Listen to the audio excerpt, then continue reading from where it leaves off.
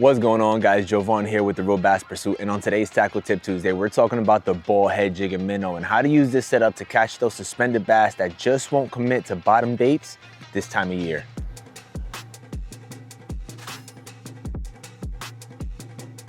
Now, in the month of November, bass start sliding off of shallow structure and they're gonna start chasing bait fish. They're not hugging the bottom like before. They're hanging around that mid-depth range, roaming around under bait balls and waiting on something easy. That's where this rig comes into play. This setup gives you that perfect natural look, something that moves slow and real. I like to throw mines on light line on a medium action rod just to let that minnow do its work. Small twitches, slow movements, nothing is forced. Now, here's the key tip for this one.